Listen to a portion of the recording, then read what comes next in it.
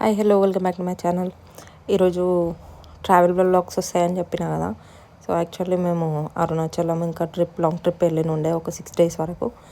So ఇది first part అనమాట. నేను నెక్స్ట్ పార్ట్లో కూడా ఇంకా ఏమేమి చూసినాము ఇక్కడెక్కడ వెళ్ళినామని చెప్పి నేను పెట్టేసా.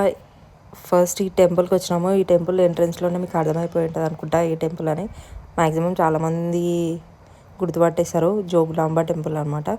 ఇది అష్టాదశ పీఠాలలో this is the one. So first ఇక్కడ రీచ్ అయిపోయినాము. ఇదంతా బయట వ్యూ అనమాట. సో అక్కడ రీచ్ అయిపోయి డైరెక్ట్ ఫస్ట్ దర్శనంకి వెళ్ళిపోయినాము. దర్శనంకి అంటే మనకు ఇప్పుడు ధ్వజస్తంభం కనబడుతుంది కదా, ఓన్లీ అక్కడ వరకు మాత్రమే ఫోన్ అలో ఉందన్నమాట. తర్వాత మనము ఫోన్స్ చూపించడం కానీ వీడియోస్ తీయడం కానీ అట్లా చేయవద్దు. సో అక్కడ నేను పిల్లలు అంటే మా ఫ్యామిలీ అండ్ ఇంకా మా హస్బెండ్ వాళ్ళ ఫ్రెండ్స్ ఫ్యామిలీ వెళ్ళినుండే. సో ఇది టెంపుల్ మెయిన్ వ్యూ.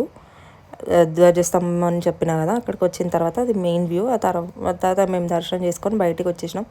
బయటకు వచ్చిన తర్వాత ఇక్కడ ఒక రివర్ ఉందన్నమాట. అక్కడ చూద్దామని చెప్పి స్టెప్స్ నుంచి పైకి వెళ్ళిపోవాలి. అక్కడ పైనుంచి ఆ రివర్ ఇంకా అంతా ఫ్లో కనబడుతుంది.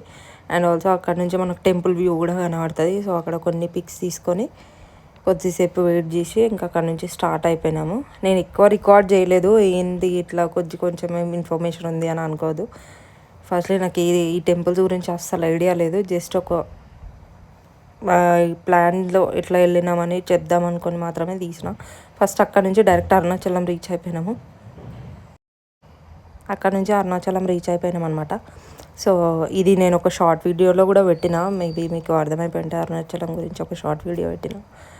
అండ్ ఇక్కడ అరుణాచలంకి ఫ్రీ దర్శనంలో వెళ్తే ఏమో మనకు ఒక టెంపుల్ వ్యూ కనబడుతుంది అనమాట. ఇది మేము మళ్ళీ ఫ్రీ దర్శనంకి వెళ్ళి రిటర్న్ వచ్చి 50 రూపీస్ ఛార్జ్ చేసి మళ్ళీ దర్శనంకి వెళ్ళినాం అనమాట. అంటే అక్కడ పీపుల్ ఎక్కువ ఉన్నారు, జనాలు ఎక్కువ ఉన్నారు అని చెప్పి మళ్ళీ ఇక్కడ వచ్చేసి వెళ్ళినాము. ఇది గర్భగుడిలోకి ఎంటర్ అయ్యే ముందు మనకు అరుణాచలం వ్యూ ఎట్లుంటుందో కనబడుతుంది. సో అందులో లోపల ఫోన్ అలో లేదు, వచ్చేసినాము. సో నెక్స్ట్ ఇది ఏంటంటే పాండిచ్చేరిలో నాకు మెయిన్గా నచ్చింది ఏంటంటే స్ట్రీట్స్ చాలా బాగున్నాయి.